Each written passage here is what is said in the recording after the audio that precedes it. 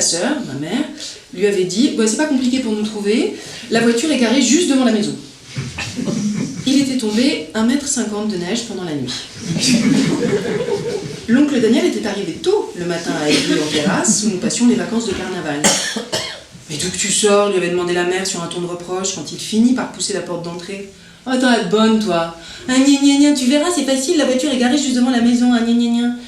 Il a fallu que je déneige toutes les bagnoles de ce patelin à la pluie. »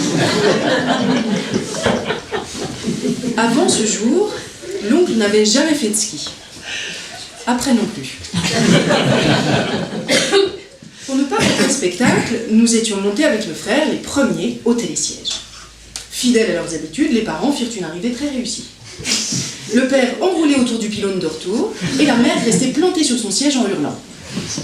« Garde Pénin, 2 minutes d'arrêt !» lança la vigie, qui commençait à les connaître. Enfin arriva l'oncle, du grand art. Bien comme il faut, il avait relevé le garde-corps et s'était mis debout au moment où ses skis prenaient contact avec la neige. Il passa devant nous, raide comme une justice, en demandant « Pardon. Et maintenant, je fais quoi ?» La plante l'absorba, et suivant miraculeusement l'unique trace de dameuse entre deux hauts murs de neige, il disparut derrière une cassure. On le retrouva beaucoup plus bas. Sa silhouette se découpait dans la couche de neige, exactement comme dans les dessins animés. Un autre grand moment de la journée fut la montée au téléski. Après les figures classiques, plat ventre, assis, puis couché sur le dos, les skis croisés, transformés en bonhomme de neige vivant, il nous interpella. Au lieu de rigoler comme des baleines, là, les deux, là, vous pourriez pas plutôt me dire ce qu'il faut faire ? Faut attendre que la perche soit bien tendue. Avec les skis en chasse-neige.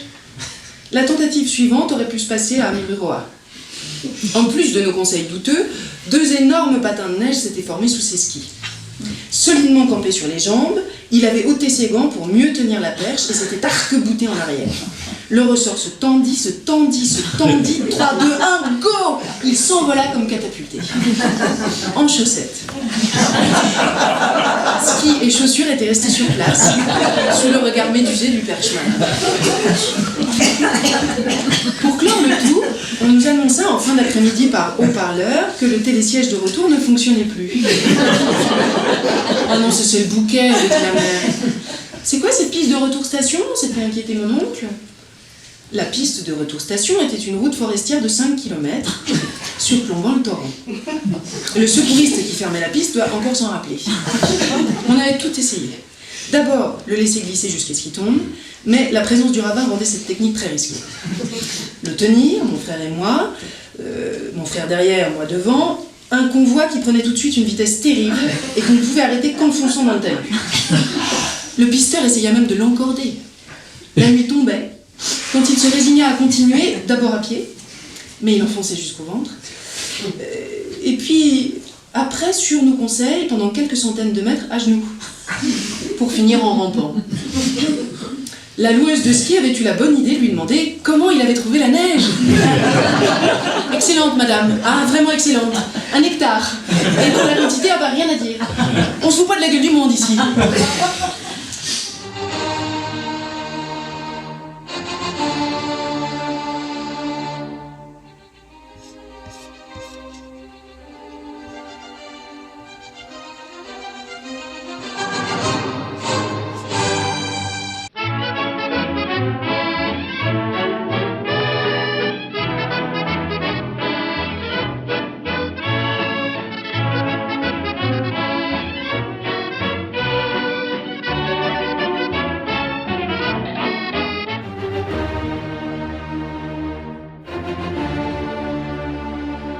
Pour neiger, il neigeait.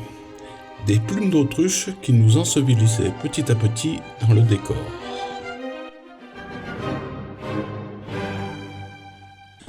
Après une nuit au refuge du Contrat, nous étions partis au lever du jour pour gravir la combe Fonfiole. Le couloir couturier du Mont Ventoux, avait prévenu le père Bourbousson. Le couloir couturier. Nous allions à l'assaut du couloir couturier, comme Louis Lachenal dans les carnets du vertige, un livre qui nous avait laissé bouche bée, mon frère et moi. Nous ne rêvions plus que de cimes effilées, de parois inviolées, de couloirs verglacés, de bivouacs recroquevillés. La veille au refuge, le feu crépitant, nous avions sagement écouté les conseils des anciens. Des anciens qui, dans la grande tradition des soirées en refuge, tournaient au vin rouge. Les bouteilles s'alignaient le long du mur et le ton montait. Le dernier Rosso, avait dit le père Bourbousson écarlate, il est à 45 degrés. Et c'est souvent dans la glace bleue, avait renchéri monsieur Montoya. Nous nous étions endormis au son du tire-bouchon. Demain, on serait Lionel Terré. Le père Bourbousson s'arrêta net. Nous nous regroupâmes autour de lui, étrange secte de pénitents blancs. La messe fut vite dite. « Demi-tour !» sonna le chef d'expédition. Et nous repartîmes dans l'autre sens. Donne-moi ta main et prends la mienne. La cloche a sonné, ça signifie la rue est à nous, que la joie vienne. Mais oui, l'école est finie. Nous irons danser ce soir peut-être, ou bien chahuter tous entre amis. Rien que d'y penser, j'en perds la tête. Mais oui, l'école est finie. Donne-moi ta main et prends la mienne. La cloche a sonné, ça signifie la rue est à nous, que la joie vienne. Mais oui, l'école est finie.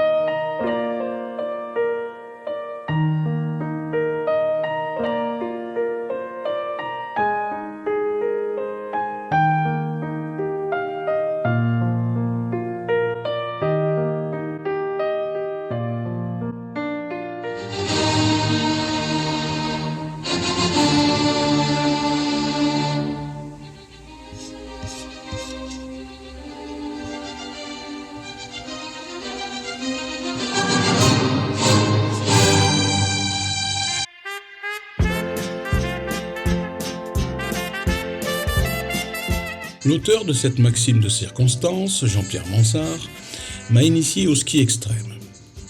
Jean-Pierre et moi formions une cordée idéale. Jamais d'accord. Lui voyait toujours le verre à moitié vide, moi le verre à moitié plein. À nous deux, ça faisait un verre rempli à ras-bord. Si la NASA me contacte un jour et me demande de choisir un compagnon de cordée pour gravir les montagnes de la Lune, bon d'accord, les probabilités sont assez minces, je choisirai Jean-Pierre, sans hésiter. Avec lui, je suis sûr, même là-haut, de garder les pieds sur terre. Mansart, Potard, les poulidors du ski extrême. Toujours bien placé, jamais porteur du maillot jaune. 4e au couloir Couturier, 3e au couloir Gervasuti, 2e à la face nord du Cerferon. Pour nous hisser sur la plus haute marche du podium, il nous fallut avoir recours à un subterfuge. Dans le viseur, le couloir en Y à l'aiguille d'Argentière.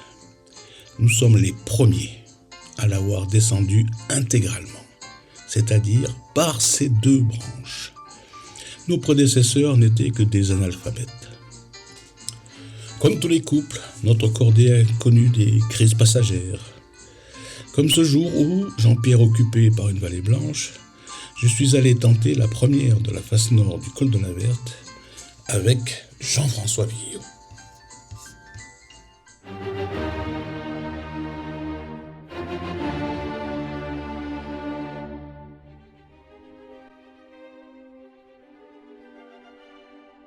Enfonçant jusqu'à mi-cuisse, Jeff et moi mettons 6 heures pour nous hisser au sommet de la pente. Il fait un froid de loup. Enfin, nous voilà à ski d'œuvre. Nous dégainons la caméra Super 8.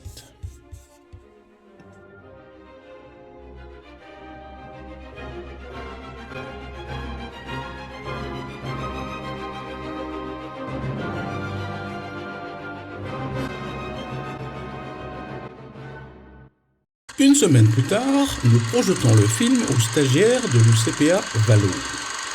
Un détail nous a échappé. La caméra a mal supporté le froid, tournant au ralenti. À la projection, les images passent en accéléré.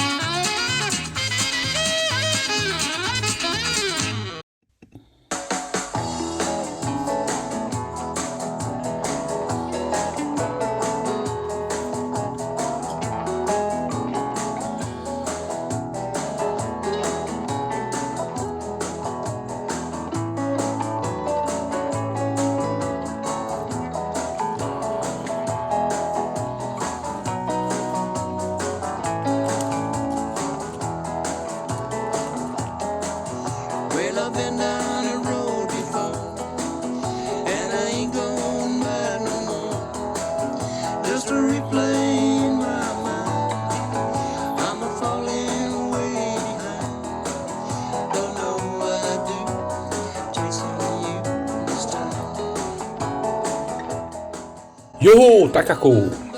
Ce sera le titre du film. Un film dont je serai le héros, dévalant les apics des montagnes rocheuses canadiennes. En langue indienne, Yo Takako signifie « Oh, que c'est beau ». Nous sommes 4. Beatles, qui doit effectuer les descentes à ski avec moi, Guy, chef d'expédition, boucher de son état, et Bébert, derrière la caméra. Nous avons installé notre camp de base au bord d'un petit lac, au pied de la face nord du mont Temple, soupçonnant que nos plus proches voisins sont un couple de grizzlies.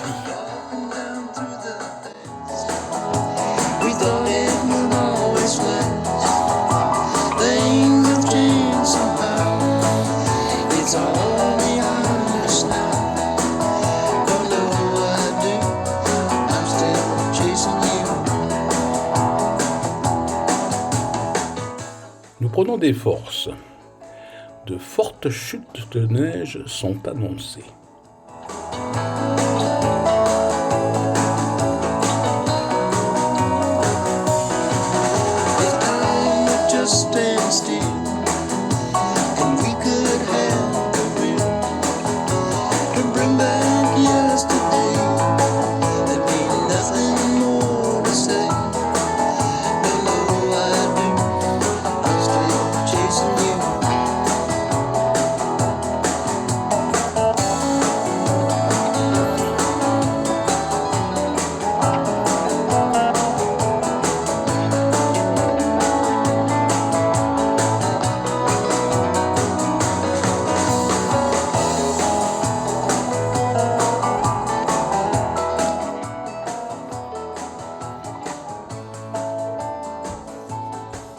Samedi 15 octobre 1978. Il fait tellement froid que nous passons notre temps à couper du bois et nous occuper du feu. Ce matin, Guy a bien failli être immolé. Après une tentative pour allumer le foyer, il était parti chercher des petites branches. Entre-temps, Bertrand avait vidé dessus 1 litre de pétrole, puis était aussi parti chercher du petit bois.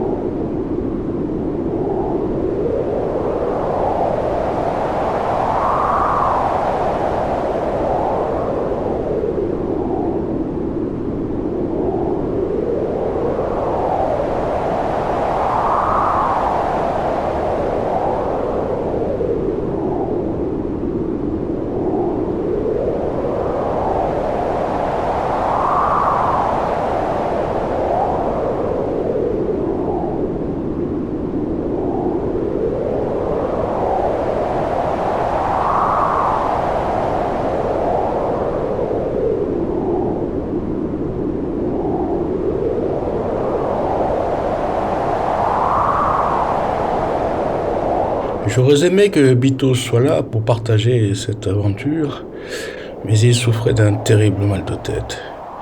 Il avait préféré redescendre à la ville. Dominique et Nique s'en allait tout simplement, routier, pauvre et chantant. En tout chemin, en tout lieu, il ne parle que du bon Dieu, il ne parle que du bon Dieu. Certains jours, un hérétique par des ronces le conduit, mais notre père Dominique par sa joie le convertit. Dominique et Nique s'en allait tout simplement, routier, pauvre et chantant. En tout chemin, en tout lieu, il ne parle que du bon Dieu, il ne parle que du bon Dieu. Ni chameau, ni diligence, il parcourt l'Europe à pied, Scandinavie ou Provence dans la sainte pauvreté. Dominique et Nique s'en allait tout simplement, routier, pauvre et chantant. En tout chemin, en tout lieu, il ne parle que du bon Dieu, il ne parle que du bon Dieu. Enflamma de toute école, filles et garçons pleins d'ardeur, et pour semer la parole, inventa les frères prêcheurs. Dominique et Nique s'en allait tout simplement, routier, pauvre et chantant.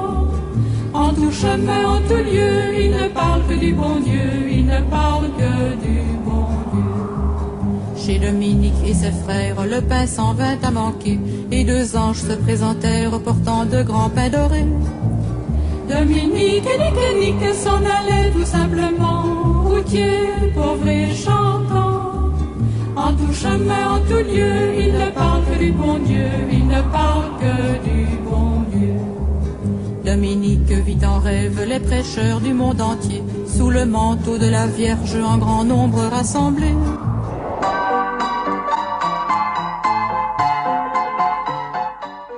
Pendant ce temps-là, Bitos se distrayait comme il pouvait.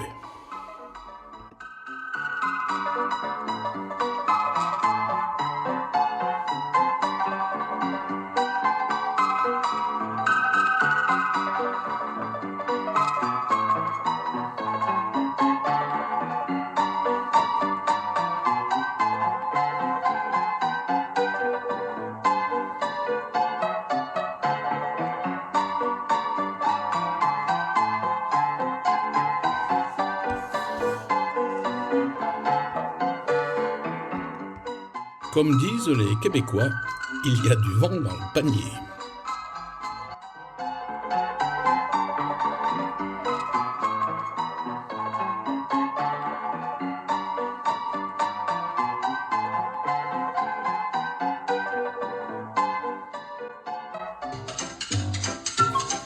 À notre retour, nous découvrons à nos dépens que les ours maîtrisent le nœud de mule.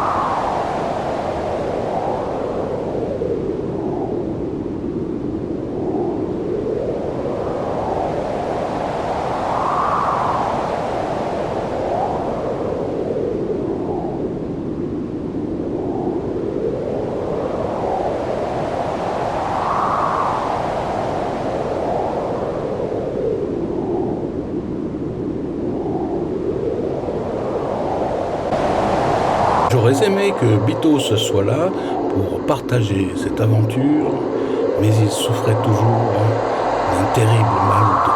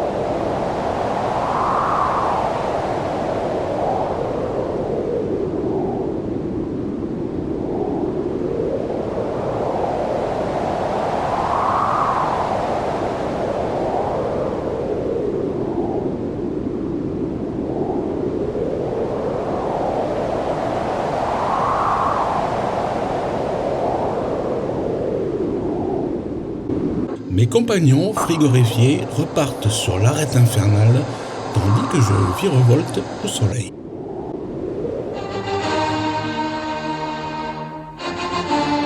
De retour au camp de base, Bitos n'est toujours pas là. Nous partons à sa recherche.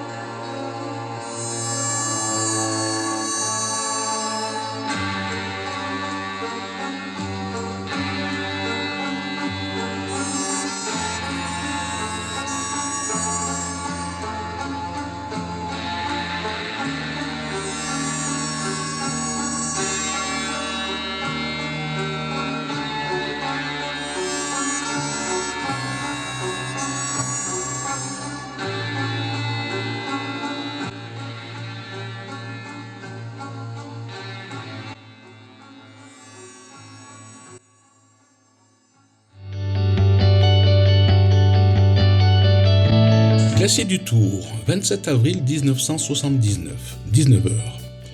Jeff, Jean-Paul et moi cassons la croûte en admirant le chardonnay.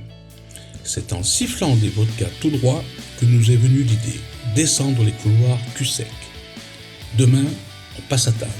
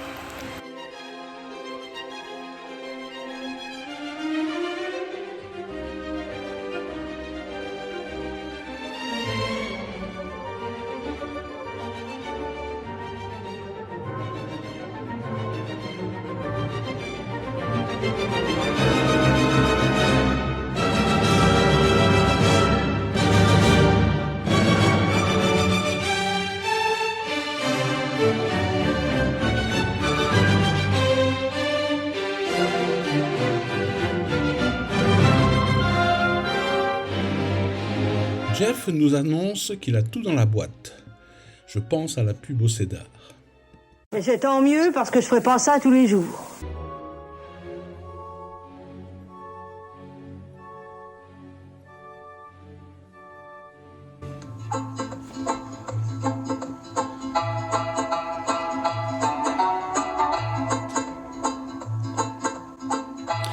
Septembre 1979. Dans un article de la revue Alpinisme et Randonnée, j'apprends qu'un certain Patrick Béraud a grimpé en solo les voies les plus difficiles des Alpes, équipé d'une poignée de raisins secs. Juillet 1980. La montagne à la Béraud me tente. Liberté, légèreté, rapidité. Un matin frais, je descends la vallée Blanche et m'arrête au pied du pilier Boccalate. Un pilastre de 1000 mètres de haut, gravi pour la première fois en 1936 par Gabriele Boccalate et Nini Pietrasanta. Jusqu'à mi-hauteur, tout se passe comme sur des roulettes. Je monte à bon rythme, terrain raide mais pas trop. Des alpinistes sur le pilier Gervasuti, vissés à leur relais, me lancent des appels auxquels je réponds d'un signe de main digne de la reine d'Angleterre. Quand je bute sur le mur de 80 mètres, il a une sale gueule, tapissée de neige et de glace. Plus je monte, plus les choses se compliquent. À quelques mètres de la sortie, je suis dans une impasse. Scotché à la muraille, les yeux rivés sur une écaille. Le problème, c'est que pour l'attraper, il faut jeter, lui sauter dessus. Les jeter sur les blocs du col des montées, c'est ma spécialité. Mais là, je ne suis pas à 1 mètre du sol. Il faut en rajouter 500. Même avec un crash-pad d'Alopilo. 1, 2, 3. Je l'ai eu. Le dixième de seconde le plus intense de ma vie. Arrivé à une petite brèche, j'avale quelques raisins secs.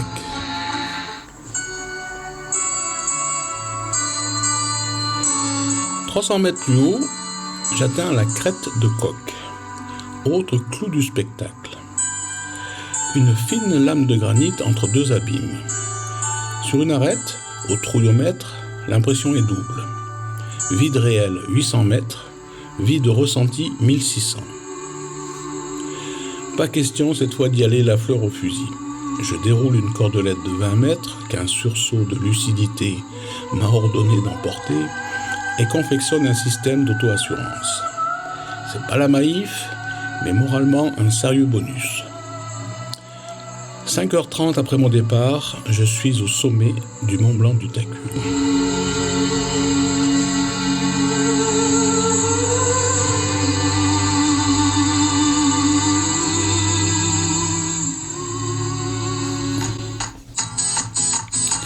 L'après-midi, je reste fidèle au raisin, mais liquide et fermenté. Pierrot, un copain guide et chanteur, passe à la maison pour répéter Gabriel de Johnny. Pas Gabriel Boccalate, mais tu brûles mon esprit. Et je lui ai parlé de mon projet. Il m'annonce qu'il a épluché les chroniques du club alpin français. Personne n'a encore gravi le Boccalate en solitaire. Une première peut-être, mais dans le genre, la dernière.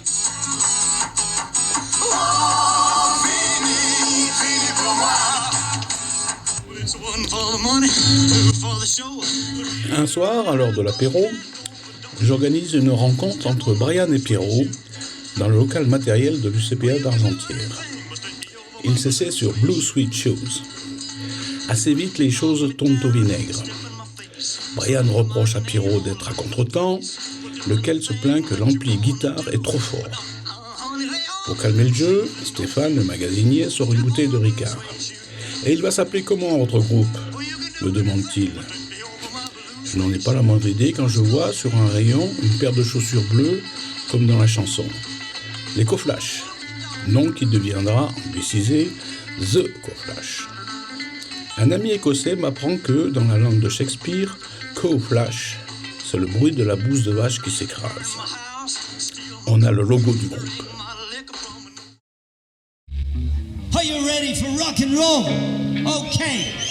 Yeah, we're gonna sing a song from Elvis Presley called Jailhouse Rock.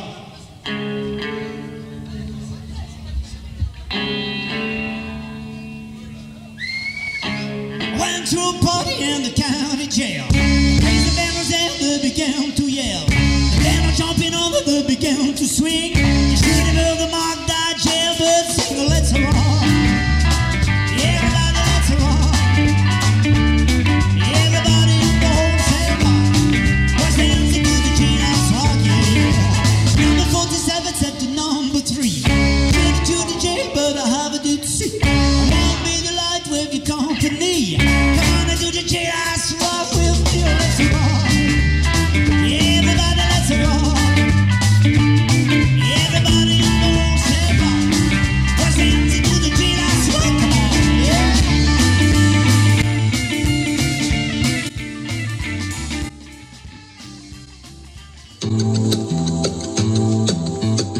Avec François, j'ai dû grimper plus de 1000 voies.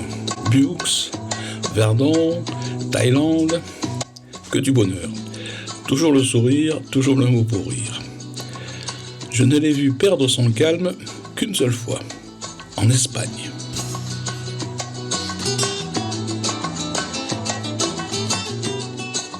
Décembre 1989. Nous jouons au billard dans un bar de Manzanares El Real, bourgade médiévale au nord de Madrid. Soudain, une bande de jeunes fait irruption dans le troquet. Collant panthère, cheveux hirsutes, pas de doute, ce sont des grimpeurs. Quand ils apprennent que nous sommes guides, de Chamonix en plus, ils sont en transe. Le chef de meute, Ramon, nous propose de découvrir le royaume de l'adhérence, la Pedreza.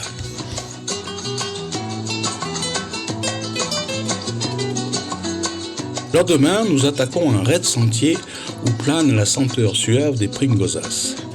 Notre hôte nous présente les habitants des lieux, des blocs aux formes évocatrices, l'éléphanto, l'escargot.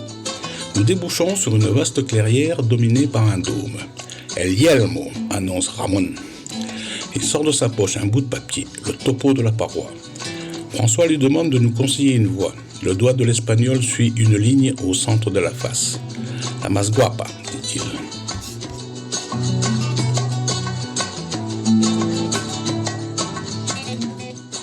François et moi nous mettons en route. Une traversée aérienne, chantant la partie basse de la face, nous amène à pied d'œuvre. François part en tête, prend de la hauteur. 5 mètres, 10 mètres. Il mousquetonne un premier point. 20 mètres, il s'immobilise. 1 minute passe. Ça va François? Pas de réponse. 3 minutes. Oh, ça va François? 5 minutes, 10 minutes. Enfin il repart. Relais!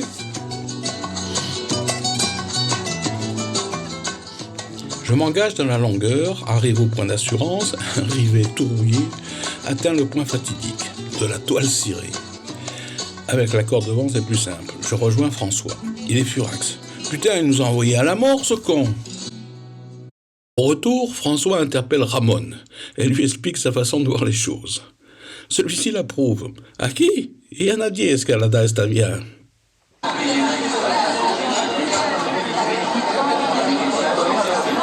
C'était la tradition. Avant chaque descente au flambeau, l'équipe de moniteurs de Valorcine se retrouvait à l'hôtel du Buet pour manger la fondue. Le chef de meute, c'était Philippe Bidot. Ils sont nombreux ce soir à applaudir les héros qui montent de nuit au téléski de la Poya. Les héros, ce sont bien sûr les moniteurs, mais aussi des élèves des cours de ski, des résidents, des locaux. Nous voilà rassemblés sur la plateforme d'arrivée. Chacun allume sa torche dans un seau d'alcool enflammé, tandis que des fioles de production locale, Génépi, Gentiane, Sapin, circulent de main en main. Nous sommes un 24 décembre et, pour célébrer l'événement, Philippe a invité un musher et ses chiens, un musher déguisé en Père Noël avec plein de cadeaux dans son traîneau. Il descendra derrière le convoi. « Prêt, lance Philippe ? Prêt !» Nous sommes à mi-chemin quand soudain des cris, des aboiements se font entendre. Je lève la tête et vois le traîneau qui fonce droit dans la pente, fauchant tout ce qui se présente. Traîné sur le cul, le Père Noël tente en vain de rappeler ses chiens. Des flambeaux volent dans les airs, des corps débaroulent. Philippe, médusé, oublie de regarder où il va. C'est comme ça qu'il entre de plein fouet dans la dameuse. À partir de là, c'est chacun pour soi. Des flambeaux disparaissent dans la forêt. Le haut-parleur choisit cet instant pour lancer Petit Papa Noël, quand tu descendras du ciel. Sous le spot de l'air d'arrivée, le voilà qui se présente, le fameux traîneau céleste. Un frisson parcourt l'assemblée quand elle découvre qu'il est vide. Le Père Noël est descendu du ciel un peu trop vite. Ce soir-là, Polo, dit l'insoulable, avait décidé de rejoindre Argentière à vélo, par le tunnel des montées. À l'époque, ce n'était qu'une galerie taillée à même la roche, sans éclairage. 10 minutes après son départ de Valorcine, il débouche sur la place de Montroc, éclairée par un néon blafard. Au Sawabar, on l'attend pour célébrer son anniversaire.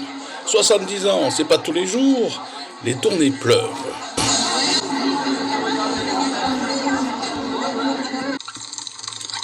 À 4 grammes et 4 heures plus tard, le revoilà dans le tunnel.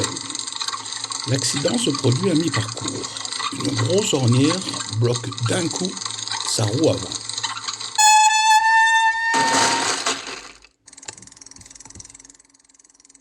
Nuit noire. L'insaulable se relève tant bien que mal, renfourche sa machine et repart.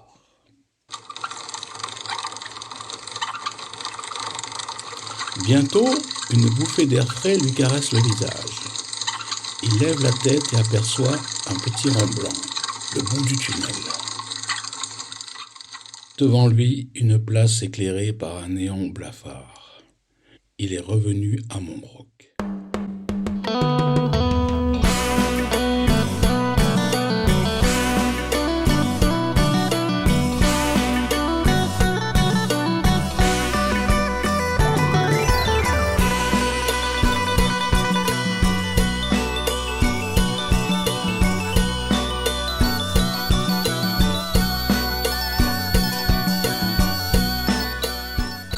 Décembre 1990, Pranang, Thaïlande du Sud. Après une matinée à barboter dans l'eau turquoise, une bonne sieste, François et moi passons aux choses sérieuses. Essayez d'enchaîner les 6 longueurs de notre nouvelle création.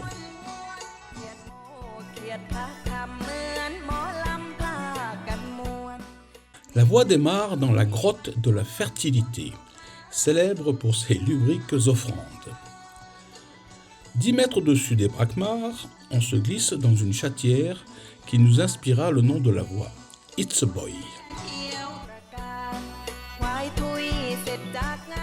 Bientôt, la 3e longueur me tend les bras, 35 mètres de dévers à 40 degrés. Comme tous les soirs, les badauds commencent à se rassembler sur la plage, réputée pour ses couchers de soleil. Des pirogues arrivent d'Ao Nang, de Krabi, chargés de touristes, l'appareil photo en bandoulière. Après un long repérage des mouvements, j'agrippe les premières prises. Vu la raideur de la muraille, je sais qu'il ne faut pas traîner. « Come on, come on !» Je me retourne pour voir d'où viennent ces encouragements. La foule s'est rassemblée au pied de la voie, une bonne centaine de personnes, le nez en l'air.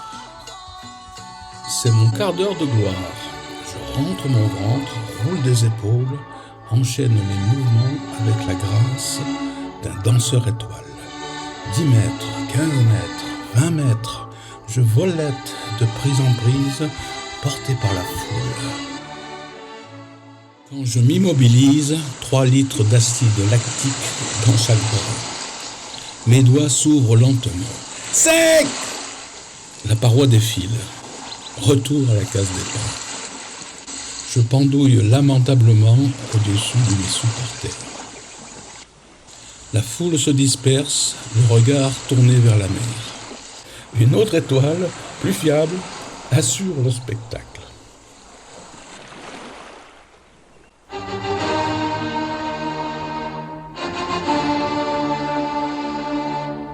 Fernando extire pas de son sac, aussi inépuisable que celui de Gérard, 2 litres d'huile et une belle friteuse noire en fonte. Devant mon air déconcerté à l'idée qu'on hissait ça depuis 3 jours, Fernando se fendit de son plus beau sourire. Y a pas de mystère. Si on veut manger des bonnes frites, il faut une bonne friteuse. C'est logique, non? L'amiral, histoire de changer, avait sorti une bouteille de Ricard pour l'apéro. La première fonction du réchaud fut de faire fondre de la neige pour hydrater la célèbre boisson sudiste. Il faisait à présent complètement nuit. Comme tous les soirs depuis notre départ, le brouillard s'était épaissi, mais la température extérieure, la nuit cédant, était tout à fait supportable. Cet emplacement de bivouac était de loin le plus luxueux que nous ayons connu. Une large vire, horizontale, de 7 ou 8 mètres de longueur, bien plate, et large de près de 2 mètres. Le pastis allait bon train. L'amiral, profitant de notre soif, exerçait ses talents de barman avec un zèle dangereux. « Ah, fera bien une petite pétanque en buvant mon pastaga », dit-il les yeux brillants. « Eh, ça c'est une bonne idée !» Je n'avais pas encore réalisé qu'il s'agissait d'une proposition sérieuse. Que les deux compères grattaient la neige pour en extraire quelques pierres plus ou moins rondes. « Oh, on joue l'apéro ?» Toby, le chien, s'était mis lui aussi, sans savoir pourquoi, mais avec beaucoup d'enthousiasme, à fouiller la neige en remuant frénétiquement la queue. Quelques minutes plus tard, la partie de boules commençait. Le bouchon de la bouteille de Ricard, de toute façon condamné, servait de cochonnet. Le terrain de jeu était éclairé par les flammes gesticulantes du réchaud. « Tire-la, cette boule! Allez, 3 au carreau !» En ces hauts lieux, cet univers minéral, austère, glacé et inhospitalier de la très haute montagne, on aurait presque cru entendre le chant des cigales. Un boulanger et un barman faisaient une partie de pétanque dans la face nord des Drus, de nuit, en plein hiver ou presque. Les tournées de pastis pleuvaient comme sur la canebière. Les frites rôtissaient tranquillement dans la friteuse, en fonte. Je m'efforçais de trouver la situation banale.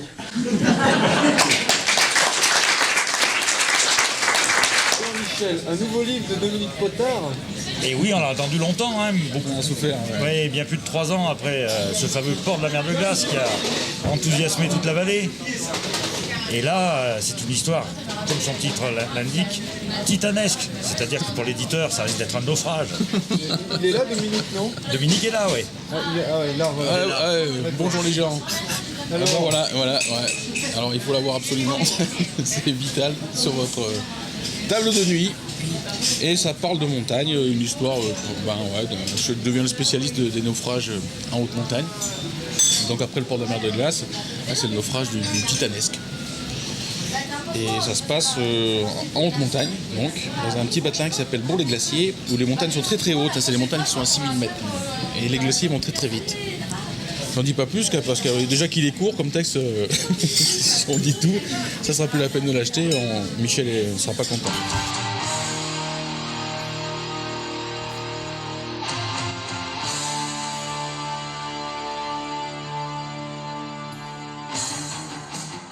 « 18 juin 2000, face ouest des Drus.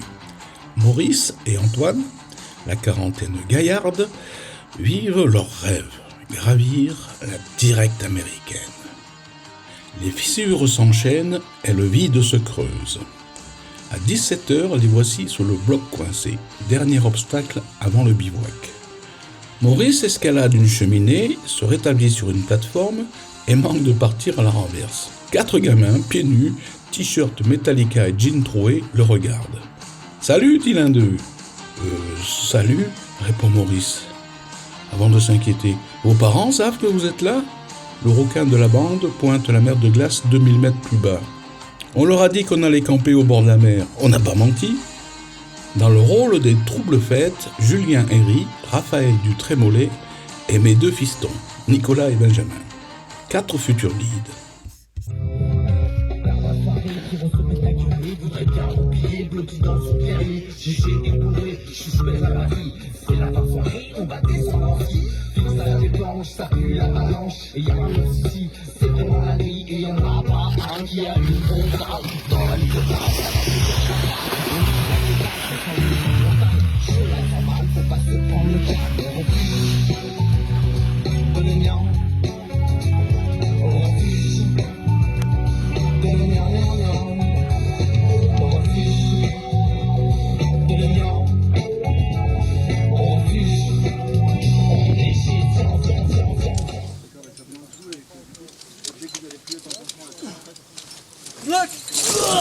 pause C'est psycho. et on va la jouer un peu à l'anglaise. On va essayer de la faire Red Point.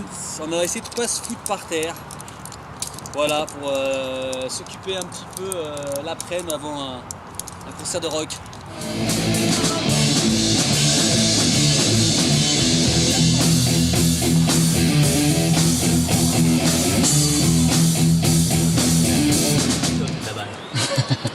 Moi, c'est le groupe qui m'a fait plonger dans le métal, hein. Eliminator 82. Mon père, hein, qui écoutait ça au taquet. Ouais, c'est quand même classe. Son Opel Kadett pourri.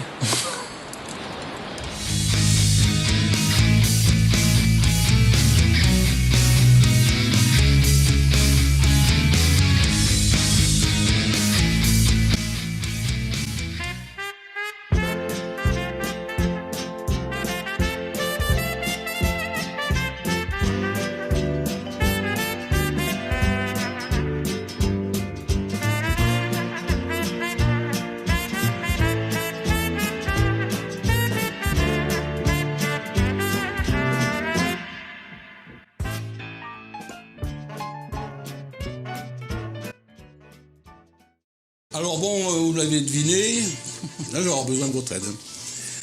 Le ciment de toute cette histoire, c'est l'amitié. Et avant d'en boire le verre, c'est pas trop tôt si vous voulez bien. À la Clairefontaine. Je vous propose une petite chanson. Alors si vous ne connaissez pas les paroles, vous pouvez la faire à la trompette.